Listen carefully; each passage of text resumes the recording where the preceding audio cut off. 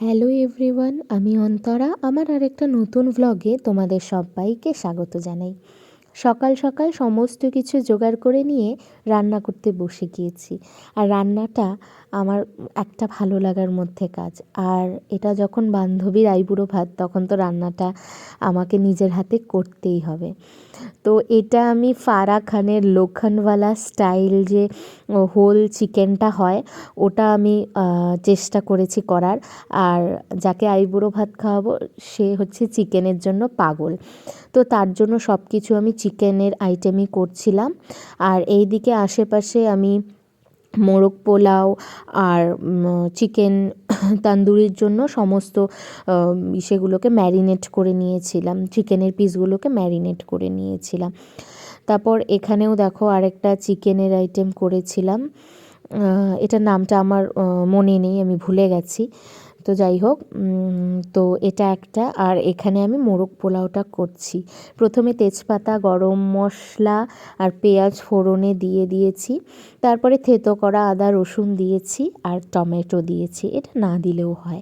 আর চালের সঙ্গে গোলমরিচ, মিঠা আতর আর চিনি দিয়ে আমি চালটাকে খুব ভালো করে মেখে নিয়েছি। এটা মোরগ পোলাওয়ের জন্য। আর আমি মাংসটাকে খুব ভালো করে কষিয়ে নিয়ে চাল দিয়ে, এই দেখো আমার মোরগ পোলাও রেডি। আর সমস্ত জায়গা ঘুরে খুঁজে আমি এতটুকু গাঁদা ফুল জোগাড় করতে পেরেছি। আর এখানে দেখো উনি এসে পড়েছে, এসেই মার সাথে গল্প করছিল বসে।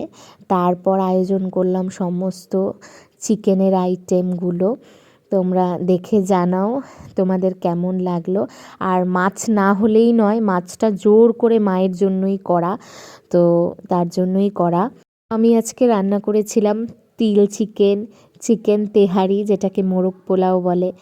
আর করেছিলাম ওই ফারাহ খানের যে রেসিপিটা, ওটা গোটা মুরগি দিয়ে যেটা হয় সেটা। তারপর আমি করেছিলাম পোলাও, ভাত আর মাছ করেছিলাম।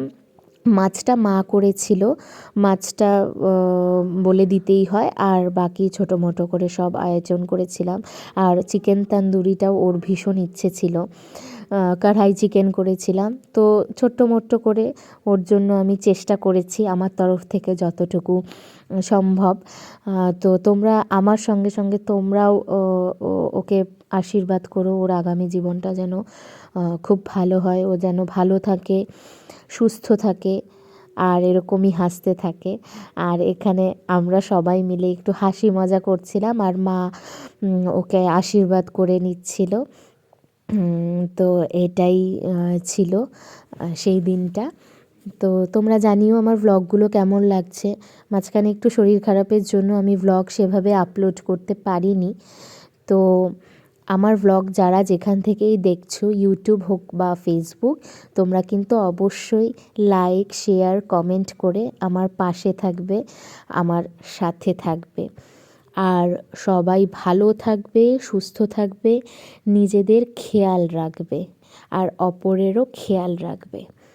তো কেক কাটিংয়ের পালা এবার। কেক কাটিং হওয়ার পর সবাই সবাইকে খাইয়ে দিল। তো আজকের মতো এখানেই শেষ করছি, টাটা।